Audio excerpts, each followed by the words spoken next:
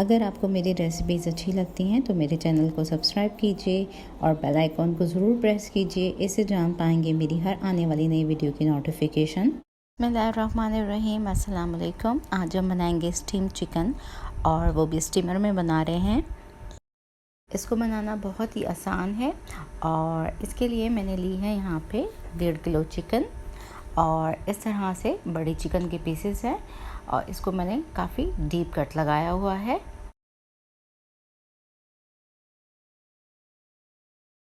और इसके अलावा हमें चाहिए होगा आधा कप सिरका और 1 खाने का चमचा नमक।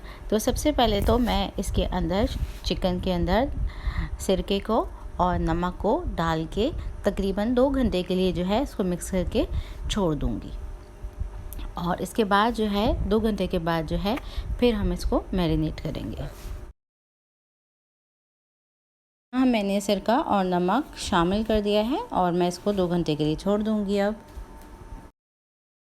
इनको हम नमक और सिरका लगा के साइड में रख देते हैं।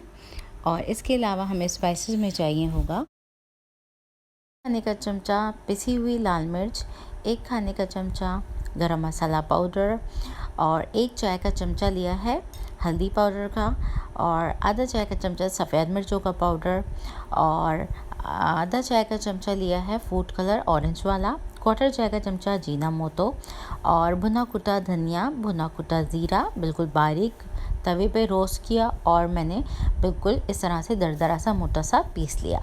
यहाँ मेरे पास है नमक थोड़ा सा जो कि मैरिनेशन में भी जाएगा और इसके अलावा 2 चाय के चमचे मैंने लिया है लहसुन अदरक का पेस्ट और 3 खाने के चमचे बड़े लिए हैं दही के जो कि हैंग्ड है और पिसी हुई काली मिर्च जाएगी आधा चाय का चमचा। अब आ जाते हैं हम मैरिनेशन की तरफ। तो यहाँ हमारी चिकन को तकरीबन 2 घंटे गुजर चुके हैं सिरका और नमक लगे हुए। एक्सेस जो सिरका था वो हमने निकाल के फेंक दिया है और इसको जो है अब हम मैरिनेट कर लेते हैं। अब हम जो है इसको मैरिनेट कर लेते हैं। तमाम स्पाइसेस को मैं इस चिकन के अंदर जो है वो डाल दूँगी और यहाँ मैंने दही को भी डाल दिया और तमाम चीज़ें डाल के हम इसको अच्छे से बोटियों पे लगा के मिक्स कर लेंगे और रख देंगे तकरीबन 1 घंटे के लिए मज़ीद। और आप चाहें तो इसको डायरेक्ट भी बना सकते हैं और इससे कोई फ़र्क नहीं पड़ेगा, लेकिन मैं इसको 1 घंटे के लिए मज़ीद छोड़ दूँगी।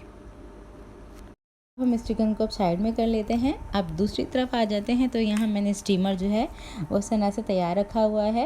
नीचे हमारे बॉटम में पानी है, ऊपर हमने इस तरह से छन्नी रखी है और यहाँ पे हमने बेकिंग शीट लगा दी है और उसके अंदर थोड़े से होल कर लिए हैं। तो यहाँ मैंने स्टीमर के बॉटम के अंदर जो है तकरीबन 1.5 लीटर पानी जो है वो डाला है और अब आँच को खोल देंगे और उसको कवर कर देंगे और हम इसको तकरीबन आधे घंटे के लिए गर्म होने के लिए रख देंगे।